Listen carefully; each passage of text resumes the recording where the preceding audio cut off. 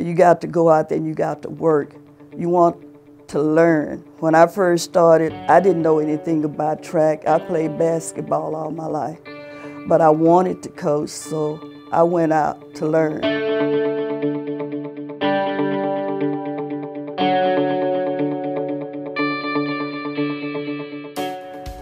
You know, it's not money. I can tell you when I got my first check, it was $276. Well, I was like most young people. I said, well, is this why I went to college, to make $276? And then it was the music teacher, Miss Eloise King, inspired me. Said, baby, you're not here for the money. Said, stick with it and make a difference in someone's life. So I'm hoping that's what I'm doing. What I admire the most about what Coach Gregg has done in her life is her 51 years of being with Bryan Independent School District.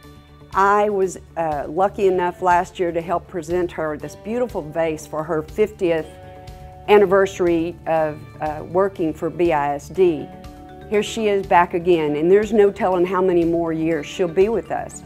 She does everything. She works at the ticket offices, she works, of course, in the gyms and in the locker rooms, and mentors kids.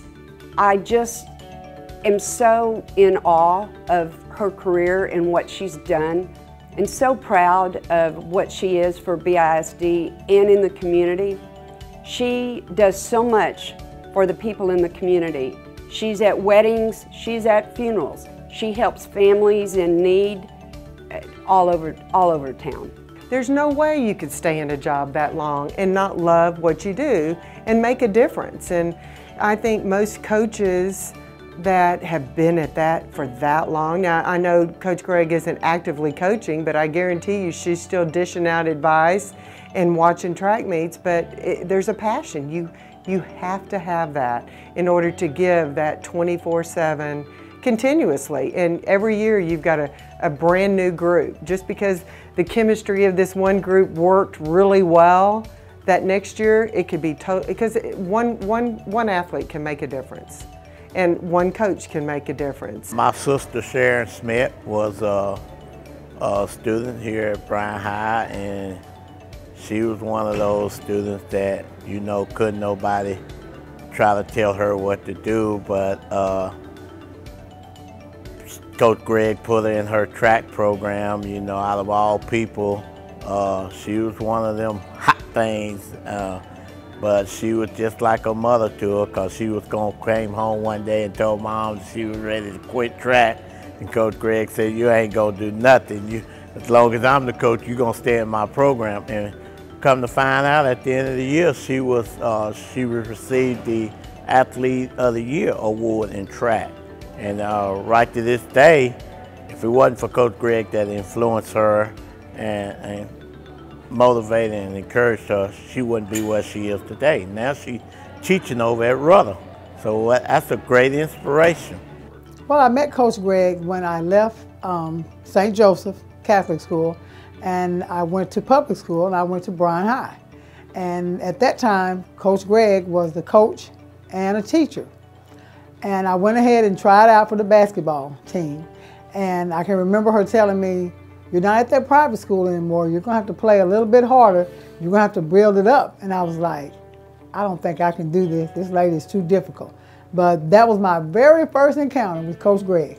I was her assistant coach in track, and we won the first state championship for Bryan High School in track in 1980. And I think that was probably a pinnacle of her coaching career. She taught me so much about the sport of track and field. I ran summer track, but we didn't have a high school track team. She started our first Bryan High track team in 1976, and then wins the state track meet just within several years. So she really knew what she was doing. And being the sub-varsity coach, we would sit on the bus together, and she would just teach me the details, the intricate details of track and field, and how to put the right girls in the right events, how to get the most out of the girls, and particularly respect for them. And then in turn they gave Coach Gregg respect and me, and we would come home from a meet at Temple or Colleen Ellison, and the whole front seat of the bus would be nothing but trophies that Bryan had won at the track meet.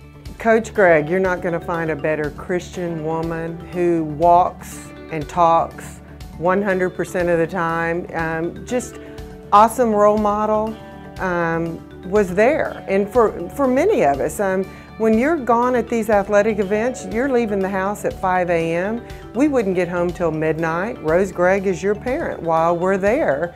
And always 100% positive. You can always do better.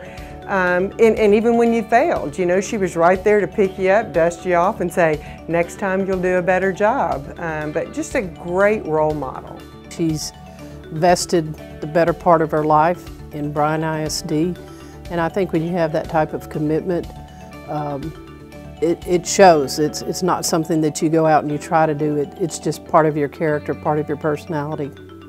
Looking back at her, I didn't look at her as a coach. I looked at her as someone that came from the neighborhood because she was so concerned about the girls in the high school and what we were doing, not as far as just high school, but what we were doing in the community. And she was just such a positive role model. She was always the same in school, in the community, and she was just a positive person. She's one of the people that I go to for questions, for advice, just because of the amount of knowledge and experience that she's got, that she brings to the table. So she's a very valuable resource. I think one of the funniest things was we went to regional track meet in Lubbock, and we got ready to turn the keys in, and there was a key missing, and Rose wasn't going to pay that $5 for the key, so nobody had the key. I said I didn't have the key, and we're about 200 miles down the road, and I feel in my pocket and I have the key. I don't think to this day she knows I had the key. Was she wrong now? Yeah. She came to me one time and knew who my parents were. And I had no idea how she knew my parents, but my parents would come and watch my daughter Natalie play volleyball, and they had come in and started conversation with her and started talking with Coach Gregg, and I had no idea that they, you know, had developed a relationship with one another. And so out of the blue one day, she started asking questions about my parents, and I'm like, how do you know my parents? And she goes, oh, I know your parents because they come to all your daughter's volleyball games. Pretty funny story, because I had no idea she knew who my parents were. I'm from a small town from Calvert, Texas, right up the road there. And I didn't even think I would be able to go to college because I didn't think, you know, that my grades would be good enough or whatever. But then I was inspired because somebody told my sister that I wouldn't ever make it in college. And if I'm right, I think I'm the only girl out of my class that went to college and graduated, because I wanted to show them I could do anything I put, you know, my mind to.